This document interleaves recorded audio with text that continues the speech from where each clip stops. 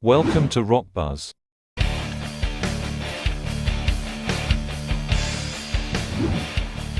Thin Lizzy, Dublin, February 20th, 1982.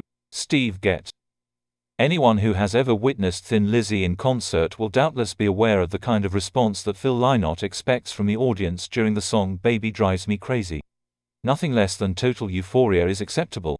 Yet, when the Lizzies recently played to a packed house in Dublin, he appeared none too happy. "Baby baby burr burr burr baby," he mouthed. The crowd duly replied. Lynott clearly wasn't satisfied. "That's terrible," he told them, and proceeded to walk off stage, taking the rest of the band with him. When the lads didn't come back, the audience began to get restless and an avalanche of shouting and whistling ensued.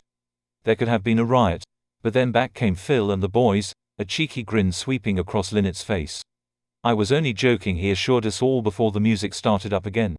The fans were ecstatic, and refused to let their heroes depart before playing both Whisky in the Jar and Rosalie. Let's face it though, Thin Lizzy were destined to go down a storm in Dublin's fair city from the outset. Earlier that day, the Irish national rugby team had triumphed over the Scots, and being a Saturday night, the kids were more than ready to rock. The RD's hall was packed tight with Lizzy supporters, and as soon as the house lights had dimmed, cueing the band's arrival on stage, the atmosphere was electric. Basically, Lizzy performed the same set that English fans saw on the 1981 Renegade tour.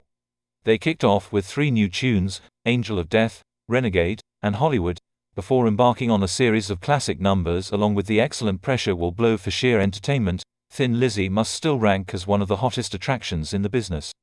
The material, the stage presentation, and the musicianship are all first-rate, and quite frankly I find it hard to knock them. In fact, even though they were on stage for nigh on 2 hours, at no point did I feel bored. The only sore point of the evening was the poor sound quality at the start. But considering the dubious acoustics of the venue, the sound crew did a fine job for the major part. Keyboard player Darren Wharton is now making his presence felt to greater effect, but to me one of the highlights is still Scott Gorham's guitar playing. He is continually improving and is unquestionably one of the most underrated axemen on the scene. His solo LP should be an interesting affair to say the least. Thin Lizzy on a downhill slide? Forget it.